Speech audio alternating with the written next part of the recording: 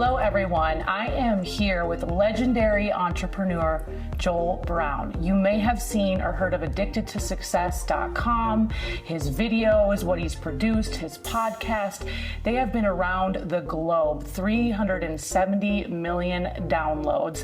This is a man on a mission. He is really showing up big in the world today with his faith. I'm so excited he is here all the way from Bali. Welcome to the show. Thanks a million for having me. I'm happy we were able to catch up here in beautiful LA, and I'm a long way from home, but it kind of feels like a second home here. It's does awesome. it? Yeah, it does. Yeah, it's pretty cool. Well, tell us all about you, your life. How did you get started in this business? I mean, here's the thing. I was doing some research on you, and obviously I've known you. I've been blessed to get your content for years. You've been an innovator. You've gone first. But I was looking back on your website. I mean, he runs with Tony Robbins, Jack Canfield, some of the greatest in the profession. Where did it all begin for you? All right, I'll do my best to keep it in a nutshell, but because there's a lot there. 14 years ago, I was working for a sales company in Perth, Western Australia, which is where I'm from. And I was sitting in a room. It was a sales training room, and the CEO of the company had flown out this trainer to train us, to teach us how to increase our sales, right? And I was sitting in this room. This guy comes running in. He had this nice white button-up shirt. He had the shiny leather shoes, and he had this Rolex watch. Stands at the front of the room, and he says, "Ladies and gentlemen, my name is Jordan Belfort. I'm the Wolf of Wall Street, and I'm here to teach you how to become a force to be reckoned with." And you know, I had read a lot of self-development books, like your Tony Robbins books, listened to Les Brown audios and Jack Canfield and all of the guys. And to actually see somebody that was living that life as a speaker, as a trainer, as a coach, I just really saw so much inspiration in that. And that day, he challenged everyone in the room to cast a 10-year vision for success. And at the time, if you could just imagine, I had my manager in the room with me who almost had this idea that I would carry the torch in the company for this sales company. Right. And he had his arm around me, you know, like looking out from the ivory tower in Perth, Western Australia, like, you know, you can have all this, you know, you can have the Aston Martin and you can hang with the boys on the weekend and all that. And then I'm there reading out, commanding my vision to the room, telling everybody basically I'm going to leave this dead-end job. Oh my gosh. I'm going to go and create this HubSpot online with the #1 personal development website. So I commanded it, and the CEO was at the back of the room with my manager, like, what the, you know? Yeah. Like, what's this kid going on about, you know, at 22 years old? And that day there was just so much conviction. But one of the things for sure was, as much as I liked the idea of it, and as much as it sounded like it could be a great life, there was an aspect of me that felt dark, that felt like I was still holding on to the past of who I was. Yeah. And Jordan said something so profound. He said, "You are not your past, you are the lessons and the resources that you've gleaned from it."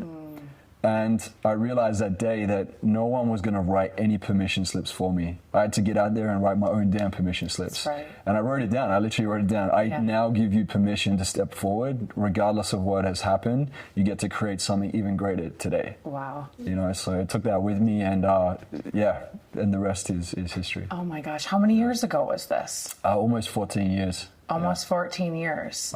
So you professed it. Yep. I mean, you spoke it out. Name it and claim it. Yes. Set it and get it. So what was it like after that? Like, did you just go build a website and get to work? Or did you do it simultaneously while you were at the job? Yeah, well, you know, I went home and I did the research, you know, because I had the ideas, but it wasn't tangible enough. You know, you can be inspired by what you see and it feels good, but I wanted to know the truth of it. Like, realistically, what am I looking at here? Right. And I started by jumping into watching interviews and listening to people that have been able to build really big websites at that time. There was a guy called Pete Cashmore. He built a website called Mashable.com. Yeah. It's a big tech website.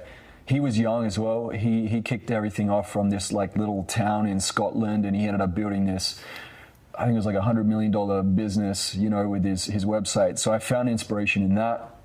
There's a guy called Michael Arrington who sold TechCrunch for hundreds of millions of dollars. Wow. You know, so I just started studying people. Yeah. You know, Tony Robbins talks about this a lot, you know, going and finding your role models and modeling after them. Right. So I think one of the things that worked well for me was I never pedestaled in the sense that I thought, oh, you know, there's some mystical thing that they can do that I can't. I just nitpicked and went like, what's that thing that they did, that they tried out? What was the thing that worked for them? What didn't they do so I can avoid that? Yes. And I just kept applying and paying for mentors, and I just didn't give up, you know, a relentless pursuit for success. Addicted to success. Yeah. So how did that come about? Like, how did you even think of that? How did it begin? Because there's so many people that are watching this as our economy changes, and they have something in their soul, but they're scared. They don't know how to put the pieces together. I love that you're so resourceful, but tell me how this all started. I mean, look, I could say that it was this like channeling moment or whatever it is. It just like hit me like lightning strike. But the truth was, I couldn't register the domain names that I wanted. So I was like playing around and like wedging things together and hybriding ideas and things together. And I came up with that because that's how it felt. And I didn't look at it like a website. I looked at it like a movement. And I think that's key. You know, a lot of people, what they do is they think about the name of their platform, but they don't think about what's the movement or the community that comes with that, right? Because that's like the glue that brings it together and keeps it there in this stickiness, so that people can go even deeper and become more powerful in the process. So, you know, I've been able to apply this to everything that I've created with my coaching, with my certification programs, with documentary films we've put together, and I've just focused so much on movement and community, and we can't do it by ourselves. The truth is that we are created, designed by God to be able to come together in community. That's beautiful. How did you learn that? The community aspect of it. I think I mean, I learned it because I wanted it. You know, I felt like a lone wolf. I felt like an alien, you know, just trying to navigate the world with my passion for personal development. I didn't know anybody else that did it. You know, I was this like guy in Perth, Western Australia. In Australia, we have this thing, it's called tall poppy syndrome. Yes. You know, you probably heard of it, right? It's like, oh, if somebody gets too big, got to chop them down a little bit, like stay in the comfort zone. And I actually, when I started making enough money through advertising on my website, I got my cash together. I started paying for mentors and flying out to places like America and Canada and, you know, wherever there are entrepreneurs and events going on, you've got to get close to the heartbeat of wherever it is. You can't stay in the comfort zone and expect that your identity is going to change, because your comfort zone is your current identity. Your current identity is your comfort zone. Oof. You know, so you can have the vision, but your identity needs to change in order for you to be able to actually embody that and receive it in your life. So how do you change your identity? Well, look at it like this. This is actually really good that you asked this. Your values and your beliefs drive every decision that you make. Okay, so if you're not clear on what your values are, then you're going to be influenced mostly by people or things that aren't in alignment with you, right? So if you can get clear on that and have non-negotiables and stick to your alignment, that's where your power is. That's when you're in spirit, when you're inspired from within, right? Yes. And then if you look at the beliefs and the habits, we had values and beliefs drive every decision you make, then your beliefs and your habits shape your identity, right? So, you know, if I want to be big and muscly in the gym, I could believe it all I want, believe that I can be that, but if I'm not actually showing up with the energy bolts of action each and every day, with that consistency of going to the gym and essentially applying the law of resistance and the law of growth, then I'm not going to have much to show for it, right? So, yeah, a lot of people miss that. They're like, I believe this, but they don't have the habits, or the other way around. I'm doing all the habits, but I haven't built up enough belief to go bigger in order for the growth to take place. Yeah, it's got to go hand in hand. Absolutely. Absolutely. So during this growth, I mean, obviously, gosh, I mean, 370 million downloads. I mean, I remember knowing Addicted to Success before even knowing you, and then it's like you were just popping up everywhere. Be honest with me, like, what did that do to your ego? What have you learned through it? Yeah, that's a good question. My ego's been punched in the face many times over. I would say that there's a difference between ambition and purpose. I'm a big believer that there is a big difference, and a lot of people don't know this.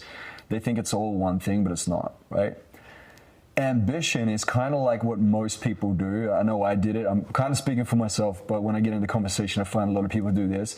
It's going out drinking on the weekend. Maybe it's taking drugs. Maybe it's, doing some like wild things to realize later on in life, yeah, it's not really serving me. Right? Yeah. I'm not denying anybody of having a human experience. I wouldn't suggest it now to say, yeah, go out and do that. But for me personally, I went through that to realize it's not what I wanted for my life. It doesn't match the vision that I desire to create, or even the identity that I wish to take form. So purpose, I truly believe, is what you get when you empty yourself of ambition. Right? Ambition it tends to, and if you have a look, even Addicted2success, think about that, right? It has a forceful nature behind even that word there. Yeah. And I've grown, I've matured from that. I don't sit and like regret about it. I think it's amazing, and the company's doing its thing. And there are people that are at that stage right now that are super ambitious, that are like, I'm addicted to success. And that's great, and that's their value set. But what I challenge people to do is to go even higher level. This is where we're co-creating with God, right? Because I believe that we were originally designed for either a mission or many missions in this life. Yeah.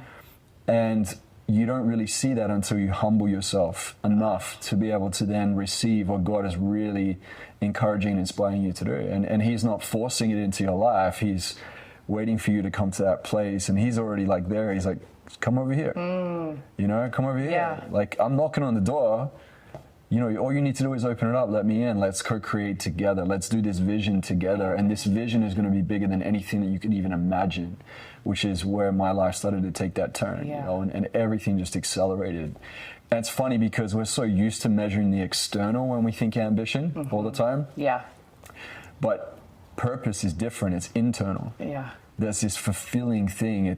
There's just so much more you receive from it. And when you know that you're actually connected to something greater than yourself, it supersedes ambition. Yeah. Oh, it's so beautiful. You are getting me so excited right now because I completely relate to everything you're saying. And it's just a different essence. It's because it's coming from a different place. Absolutely. What was that moment for you? Like, did you have a rock bottom moment? Like, I'm so curious because I feel like, when you watch a human evolve and when you watch someone just be completely authentic, it's like heaven in motion. Yeah. And I feel like I've seen that with you. I remember it, Joel, on Instagram. You posted something about your faith and you're a believer, and it was just like, it just made me so happy. I mean, I get teary thinking about it, and I just watched this evolution. Was there a moment where it was just like, I got to evolve, I got to change, I'm going to turn my life to God? Yeah, it was in Tulum, Mexico, 7 years ago. I had an encounter with Jesus. And at the time, I personally was running in so many different circles. I was into the Kabbalah, the Egyptian mysticism, a lot of the Eastern practices. I was doing transcendental meditation. And when we look at some of these practices, lifestyle-wise, there's some great suggestions, right? In the way we can live our life. But personally, I felt this emptiness. I felt like no matter how much I did this, there wasn't this cohesiveness to it. I wanted to know, what's the narrative of this? Where are we going with it, right? And I think some people, not all, it depends if you're ready to sign up for this, is that you reach this point where you really question your existence. It's like, who am I? Yeah. Why am I here? Yeah. What am I doing with my life? What am I meant to do in my life? Where do I go next? What's my destiny? And I started to have these really profound, challenging thoughts of, is this it? Or am I just doing it because this is like the template that society or the industry keeps saying you just go down? Right. And I actually had somebody hounding me in my ear, like, you got to write your book, you got to write your book, you got to write your book. And everyone, all my peers in the space were all writing their book. And I was like, I don't feel inspired to write my book. And I started noticing myself wanting to pull back in a way from the game that was being played. Yeah. And I don't judge that. If people are ready to write their book, awesome, go for it, right? But for me, there's something in my soul and spirit. It was like, there's more to this. You've got more to experience here. And this is going to be radically different. And so there was the Christian girl that was out in the water when I was at the beach, and she just started asking me, she's like, do you know Jesus? And I was like, yeah, I grew up Christian when I was a kid, but I used to think that Christians are really uncool, like boring, and nerdy, and geeky, and judgy, yeah, for sure. Yeah. And I was like, look, I know him through, scriptures and that, but I'm like, yeah, it's religion. And she's like, yeah, no, I don't mean religion, I mean relationship. I was like, what do you mean relationship? So she started breaking it down, the difference. And she said, just go back to the original teachings of Christ and have a look at what he is saying. And if you believe in relationship, it means to actually spend that time with him. And I remember feeling these really profound moments, not knowing that that's what it was, where I would write out my vision and then I would almost like consult with God. It was like, if I started really getting challenged with it, I would end up spiritually connecting and bringing that to God and saying, hey, like, is this where I'm meant to go? But I never like labeled it. It was just like, hey, is this what I'm meant to do? Yeah. And I realized all along, when I turned around and connected the dots, I realized how many skill sets and things that I acquired over time and people that I met that would allow me to then step into a bigger calling with God to be able to expand the kingdom with him. Like none of it went to waste. Right. It was almost like preparation as you go through the hazing to get to that point. Yeah. And then I just started to notice myself feeling like all the self-development became way easier. Like it was easy. It was like elementary. And then I wanted the challenge of being pulled apart. And what Christ says is like, deny yourself and carry the cross. It's literally the complete opposite of everything in personal development. Right. Personal development says like me, self, which obviously you got to have self-respect and you got to, make sure you fill your own cup. But it was one of the greatest challenges, it's humbling and it never stops. For me, I'm constantly being humbled in the process. Absolutely. That's so beautiful. Yeah. I talk to so many believers and they have this conflict between, personal development does talk all about self and cut people out of your life if they suck. And, it's just so cutthroat. Yeah. And I similarly struggled because I'm a believer and I'm like, no, we're called to love and serve. Yeah. And, I would always go back. So I'd read books and I take what I feel and I leave what I don't. And I recommend that to all of our viewers as well, because they constantly ask me about this. But at the end of the day, I strive to be more like Jesus, and he loved the prostitute. He loved everyone the same. And I believe like the Bible is the best leadership book on the planet. So how did you evolve and change as you're learning and growing? And what did that look like? Because there's people watching this right now, like they want more. And maybe they don't specifically know what more means. Yeah. Like what did you do day by day? Did you change, did you get a mentor that's more, God focused? What did that look like? Yeah, I believe that we become who or what we worship, right? And so, a lot of people will read a Tony Robbins book, they'll read a, Marianne Williamson book and say, these people are great. And, there's some great things they do, of course. They're also human like you and I, right? And I thought to myself, you got somebody like Christ, this poor little carpenter boy, right, from this town called Nazareth, which would be think of the worst area in whatever your neighborhood is. And it's like, who the hell would come from that place? Like, what do you? Yeah. And then you've got him that steps into his mission at 30 years old, and for 3.5 years, he goes in and recruits some of the most unlikely people. Tax collectors, prostitutes, fishermen, and then dies, resurrects, spreads the gospel. Basically, he says, my purpose is to spread the good news of the kingdom of God. So the question is, what's the kingdom? What's that about, right? Like, no one's ever brought anything like this, right? It's a new way of living, a new way of seeing, a new way of being. And then he ascends and says, I'll return, right? So we're looking at this and go, that was 2,000 years ago. And if you look at, let's say people that would say they are Christian, right? At least 2 billion people on this planet would say, if they were to fill out a form as a Christian. Maybe they're not committed to it in that way, but Dwayne "The Rock" Johnson, Will Smith, Oprah, they don't have as many followers as Christ. Right. This was 2,000 years ago. Yeah. Over 2 billion people in this world still worship him. So there's something there, you know, it's not just a novelty or a fad. There's something to it. Yeah. And the fact that you have the disciples who were the followers of Christ, which they never even were called Christians. The Romans called them little Christs. They were referred to the followers of the way. Jesus just taught the way, that's it, right? The way out of this dark fallen matrix, this fallen kingdom, to be able to have a proxy and a way out, right? Nobody else offered that, ever. And so we look at this and we see these disciples that were like chicken scared when Christ was being crucified, ran off. You know, John the Beloved, John was there by his feet, and Mary Magdalene and Mary his mother, but everybody else ran away. But something insane happened when he resurrected, and you see there's over 500 witnesses, right? Those chicken-scared believers, disciples, went out into the world and spread the gospel, and 11 of them were assassinated for their beliefs. Like, you don't just do that. You don't go from chicken to willing to die for your beliefs unless you've seen something or even touched something that's real. Yeah. You know, so I just got more and more convicted in this. I challenged the living hell out of it. I'm telling you, like, I was the most annoying person to my like friends that were Christian, and I would go to pastors and ministers and I would just hammer, and some of them had really bad answers. Yeah. Like, I'd ask them questions, they go, oh, I don't know, just, you know, it says that in the Bible. And I'm like, that's not good enough. Right. Right. You're analytical. You need to know, you know, there's that book, Enough Belief to Be an Atheist, or what's it called? I don't have enough belief to be an atheist. Yeah. Did you read that one? I haven't, but I've heard. Yeah. I think it's Frank Turek or somebody that referred that book. Wow. Yeah.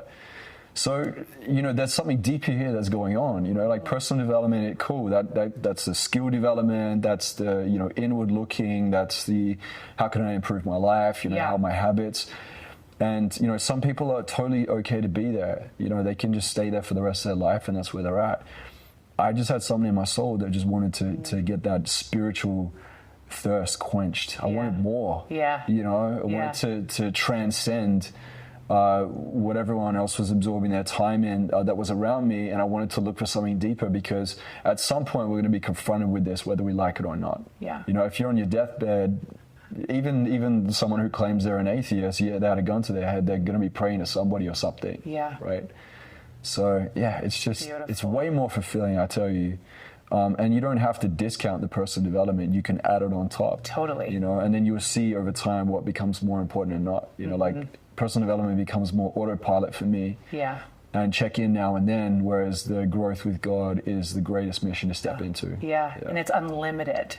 Oh, yeah. That's the thing. People always ask me, like, how are you so confident? And all this. I'm like, I'm telling you right now, my secret sauce is my relationship with God. Yeah. I mean, like, over and over again. I'm like, because I got to die to myself every day, you know? Yeah. It's just this whole thing. Yeah. So now with this mission, because it's 7 years ago, now you're building AweBliss. Expand upon that. What is that? Yeah, so me and my team are building out a platform right now. We're almost finished with it. It's a faith-based personal development platform.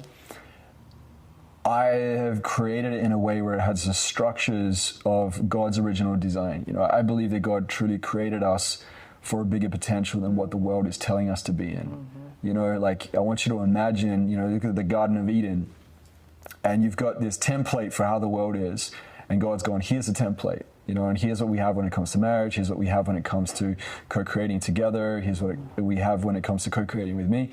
And then we have this what we call, you know, sin, which when I studied theology, we found that sin is actually the violation of purpose, right? And I know that religion tends to shame and judge people, like, oh, you're sinning, you know, so there's a very heavy negative connotation. Mm-hmm. But if we take out religion, which is a legal penal system where it's like, if you do this, this punishment will happen, or I'm going to throw the book at you, your name is in the book of hell and you'll be casted into eternal flame, right?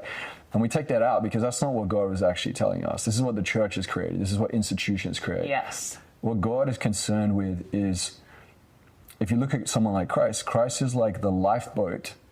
We're on a sinking ship. as much as people like to think, the world's great and all, like, I don't want to be a super, pessimist about everything, but the truth is that there is deterioration, right? People keep talking about evolution. Evolution is not happening. We're actually devolving when you look at what's happening on a cellular level. So Christ has essentially come as a lifeboat and gone, the ship's sinking. Whoever wants to jump on. Let's do this. But he can't force everybody on. You got to make that decision for yourself. And God takes an approach where if somebody had cancer, let's say you go to a doctor and the doctor's like, we need to cut this out. It's going to hurt. It's going to be really uncomfortable. Right. You're going to be scared about it. You might even want to reject it and try and find other ways to do it. But ultimately, if that cancer starts to spread, what choice do you have?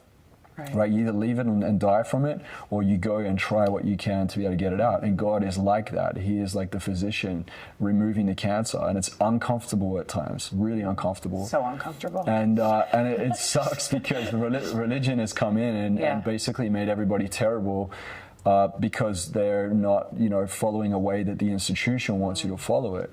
Whereas God is telling us a very different story. And we know this through Christ, because if you study even the character of Christ, he represents truth, he represents love, and he represents liberty. You don't see people when they're really angry and frustrated about something, they say like, damn you, Buddha, or damn you. They don't say it, they say, damn you, God, or Jesus Christ. They use these words because deep down inside, we know there's an authority there. We know there's something to it. It's just that religion can be a stumbling block. It gets in the way of us connecting with the greater narrative of what's unfolding. Like, you look at the word history, stands for his story. It's unfolding. Whether we like it or not, we're part of it. Wow. And we're literally in a courtroom right now, and we are the jury. Yeah. We're witnessing what it's like to be in this human experience in a world where there is darkness, where there's evil, there's also good, and there's good because there is God. But we all have a choice. And God doesn't act in ways where it's forceful. He stands in power. Yeah. And we get to choose when we're ready to go in and receive that power. And my thing is, like, just make sure you're not choosing too late, right? Like, come into it now. Yes, it's uncomfortable. Yes, man has created institutions around this to try and mislead you to bring you into their power and greed. But that's not what this is about. Yeah. I feel like there's people listening, watching this right now that maybe they've felt jaded because of institutions. I mean, I know me growing up, in the Catholic Church, when I was a young girl, I didn't like it at all. I remember, specifically, I wanted to bring friends from my school to like a church thing, and they couldn't come because they were not Catholic.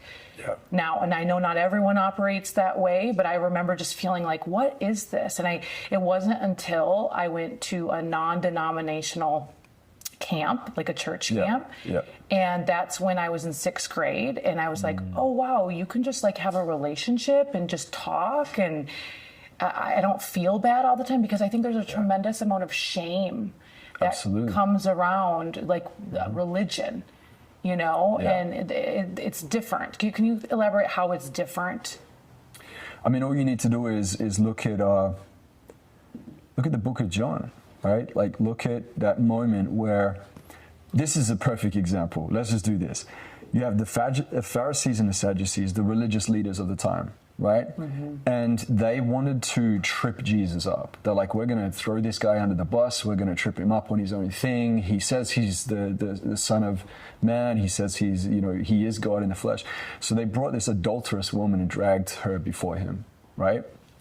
So he's standing there, and they say to Christ, what will you do with this woman? And so Christ turns to him and he says, those without sin cast the first stone. Remember, he says that, right? So he's putting the ball back in their court. He didn't just do that. He got down on the ground and he started writing in the sand. This is the only account of him actually writing something, but it was in the sand, which was temporary. And, like when you look at this in our theological studies, there's a lot, it's up for debate, but what it weighed in on is that he was writing their sins in the sand right in front of them, and each one of them looked at that and knew. None of them were without sin. The only one that was Christ. And he decided to say to her, I forgive you, and I love you. Go now and sin no more. But he says, go now and sin no more, because he doesn't want this woman to live with the infection, the violation of her purpose, because she can do better. She can live in higher potential. She can transcend the shame, the guilt, the anger, the apathy, the fear, the sadness, the loneliness, all of those things that were probably inflicted upon her when she was in childhood. Maybe she had a physical abuse or sexual abuse. And this is where we, as the body of Christ, get to look beyond religion and look at it like, can I have enough compassion for a woman like that may have been sexually abused as a child? Yeah. Because Christ saw that. It's the same as when he was dragging his cross. They ripped his beard out, like if you see the Passion of Christ. Yeah. The Passion of Christ means the suffering of Christ. The word passion, the Latin root word of passion means suffering, to suffer for. What are you willing to suffer for? That was his mission. But he's dragging his cross, rib cage showing, he wasn't in some of the movies and that they have like a loincloth. Yeah. He didn't even wear it. He was in complete shame. Wow. They shamed him as much as they could. They were spitting on him and swearing at him. And he's dragging his cross and he looks to the heavens and he says, Father, forgive them, for they do not know. And what this means is, it means that he understands the ramifications, the consequences of what sin, this violation of purpose, is going to do on humanity. And every time people decide to come out of the purpose of what God's originally designed us to do, how much it malfunctions us as human beings. Yeah. And he looked beyond it. He could see beyond the hate and the anger and everything. He could see the mission and he knew where he was going. Like we glorify a lot of these personal development guys, but that's like, this is leadership. Yeah. Why would you not follow him and learn from someone? And even if you don't even want to look at religion, you don't want to look at the Bible, just look at Jesus and go, how do I live in the standards of somebody like that? That's what I believe as well. That's it. It's the ultimate. Yeah. Yeah. And he knows that we're not perfect. He knows that. Yeah. But like, this is the thing, because sometimes people will compare it to other people. What about this guru, this Messiah? Every single one of them is 6 feet under. Yeah. You know what I mean? And on top of it, I could even ask you the question, could you even imagine yourself, like let's say with your armband that you have here, let's say the challenge would be that see how long you can wear the armband on the left. And the armband on the left means that you haven't sinned today, right? Oh. Like no evil thoughts, no good, all these things, right? And I want you to challenge yourself and go, how many days could I go until I need to put the armband on the other arm and reset and start again?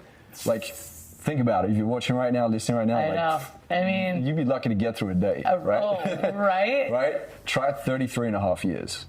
It can only come from God. It can't come from anything else. No human on this planet is walking in that perfection and purity. Right. And he knows that too. So he's not judging us and shaming us for that. He's saying, hey, if you want to do better, follow me. Yeah. I've got the way. I've got the proxy. There's a path I've created. I am the way, the truth, the life. No one comes to the Father except through me. It's beautiful. Give me any other example you can. Yeah. And someone said to me, oh yeah, but there's many paths. I say, the moment when Christ was on his knees in the Garden of Gethsemane, the night before he was about to be crucified, right? His blood pressure was so high, he was sweating blood. Like that's how insane it would have been. He was having a human experience. He needed to have a human experience so that he can relate to us. Yeah. And so he's there and he says, Father, please allow me to pass on this bitter cup that I'm about to drink from if there's any other way. And there was no other way. He had to go to the cross. But the cross represents more than just a sacrifice.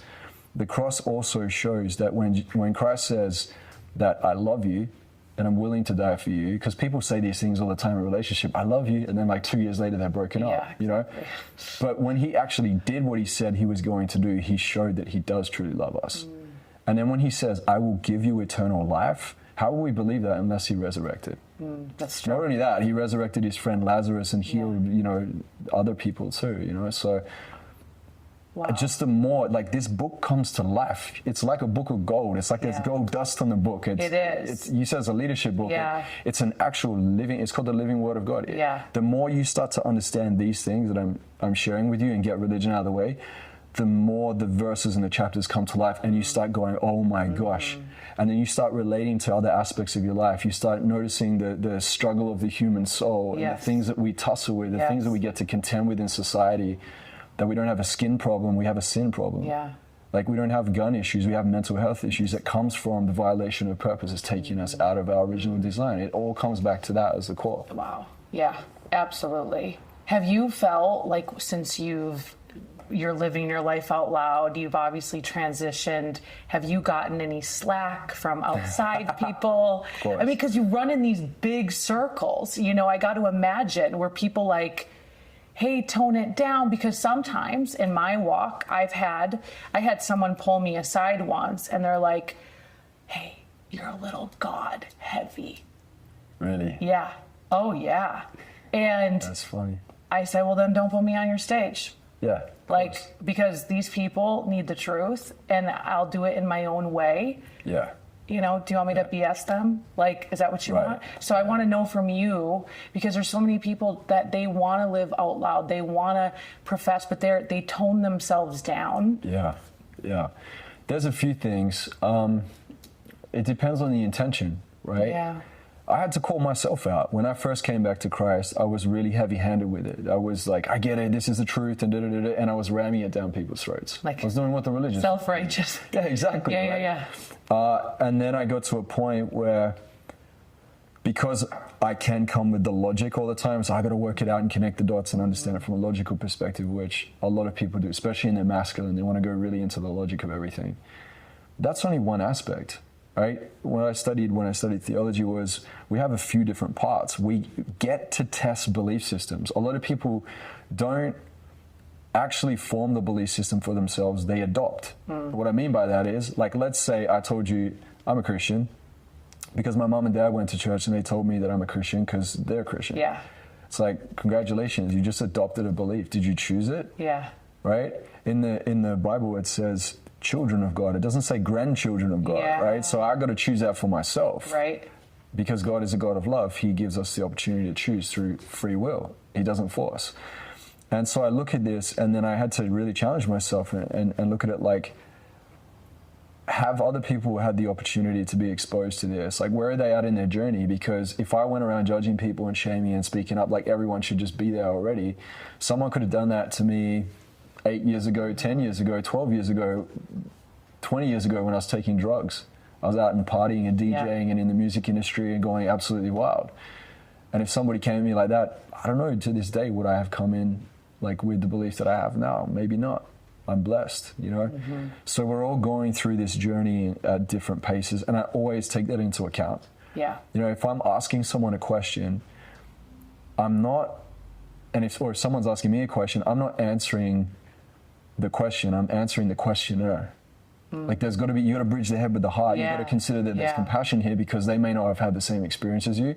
So I started to curve it into compassion as I matured into my understanding, and I'm still practicing it. You know, I'm not perfect. I can be very convicted, like you know, you can get really convicted in things. We can get fiery. And sometimes we're like, later on, it's like, oh, maybe I kind of like got a little bit hot and heavy on that one. But yeah, there's a way that you can test a belief system. There's a number of things we studied. So one is that if I believe in what I believe, then I must test it to see, is this ideology or belief true? So how do we know if it's true? There's a few things. One is there empirical evidence? If I trace it back throughout history, the things that it says within the scriptures, for example, when there's like a tomb where Isaiah was, or there was this place in Egypt where this happened, go back to it. Does it actually exist? Or is it just mythical and mystical? Because there are a lot of things out there that are like that, right? Right. So that just debunks a lot of belief systems. Then we look at, does it have logical consistency? So if I tie one thing to another, does it line up and does it actually make sense, right? And we have different perspectives in the scripture, right? Some people go, oh, it doesn't make sense because it says this here. And it's like, no, that's a perspective. It's different, right? Right. And then on top of it, you have experiential relevance, which, like some denominations in Christianity, it's like all experiential. It's like, oh, you know, all the feelings, but no actual understanding of the logical consistency of empirical evidence. So you have to have all three. But if I came to you and I said, you know, Emily, God is true because, you know, I experience prayers answered and miracles unfold before my eyes. You're like, that's great, Joel, but I haven't experienced that. So it negates that could be true. Yeah. So you have to have many elements to it to form it as like a challenged belief. Then on top of it, we want to test with these 4 markers here. Origin, where did it come from? Meaning, what does it actually mean to believe this? Morality, is it moral? Because sometimes some belief systems aren't moral. When you look at them, it's like, man, it's telling people to go kill people if they don't believe in it, right? And then the last one is destiny. Where do I go with this? Is there an eternity? Is there a salvation plan? Do I come back as a ladybird or a butterfly? Like, you know, am I cool with that? Right? Like, what's going on here? What's the narrative that we're a part of? And I think most people just adopt beliefs. They don't actually sit down and challenge it and go, how did I come to be? And when you understand you have come to be, you can own it even more. Right. And people feel the frequency of that. They do. It's like, oh, that's conviction. Yeah, it's the ultimate conviction, and it's like palpable. Like, and certainty breeds influence, and then influence multiplies impact. That's the formula, certainty, influence, impact. But it has to be real. Because truth operates on its own frequency. You can't lie your way to that. Yeah. That is a quote. I love that. So what's going on in your world now? Like, what are you working on? What's your mission? What are you doing here in the U.S.? I mean, what's it like when you're kicking it in Bali? Yeah. I mean, I think people just think you're just out there, laying by the infinity pool. I mean, you could do that. Yeah. It definitely is a place for that. Bali's like an inspirational playground. There's so many different boroughs to it. You can race quad bikes on the beach. You can go to chill out in the rice fields, work with the farmers and the locals. You can do cafes, restaurants, bars, clubs, hike volcanoes. You can hang out in the jungle. There's like so many different. Yeah, you must. Okay. You must. Everyone should. Everyone should at least try it once. Okay. And most people say to me, I'm coming out for a week. I'm like, you're not coming out for a week. That doesn't happen. People stay longer. Yeah. So it's a nice place to be. You can find some good inspirational flow. But the heartbeat for me with, personal development, with everything that we're doing, and even with AweBliss and the ministry and everything, it's out here. It's in America, it's in Canada, it's in Australia, and I'm pretty open-ended with it. I moved out of my villa in Bali, and I'm just really just going to wherever the heartbeat is. Yeah. And I miss the event space. For the last 2 years with this whole pandemic stuff that was going on, it was just a mess. Yeah. And I had like 18 gigs lined up. Before that, we had to cancel everything. When it shut. Actually, I was with my friend Sonia Zabatani. We were running a retreat in Marrakesh in Morocco, and then everything went into lockdown. We had like 23 people that we had to get out of the country. You talk about leadership. That's leadership training. It's like when you got these mothers that are crying and bawling their eyes out. They're like, how am I going to get back home to my kids?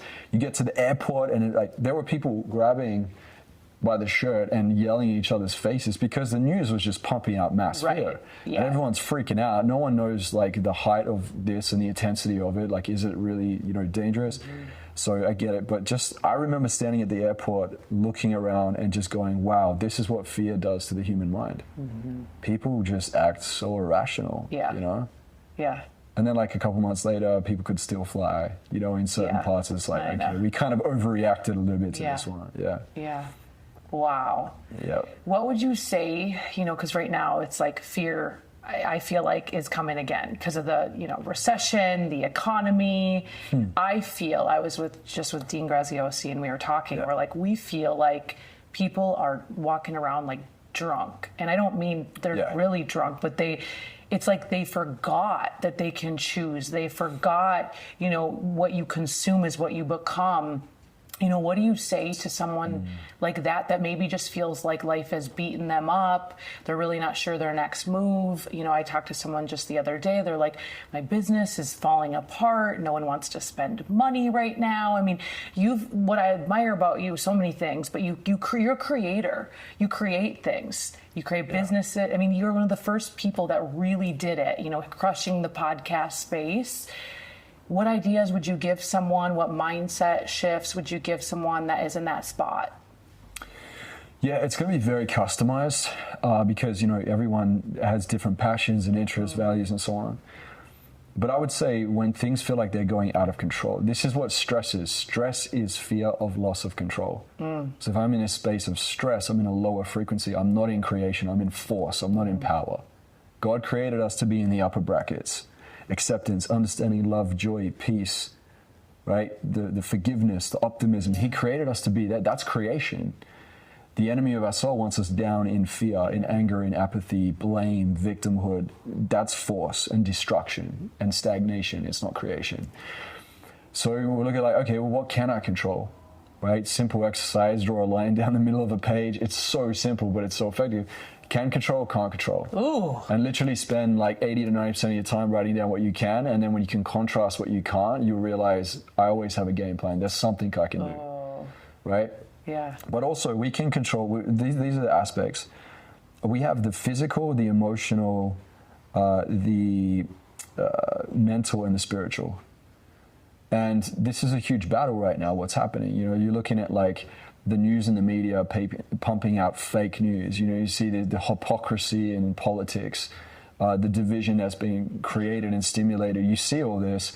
And if I'm not staying in creation, I get sucked into the noise. Straight up. You know, and I'm no good there. I know what it's like to be in that space. You know, I tried it for a little bit and nothing good comes from it.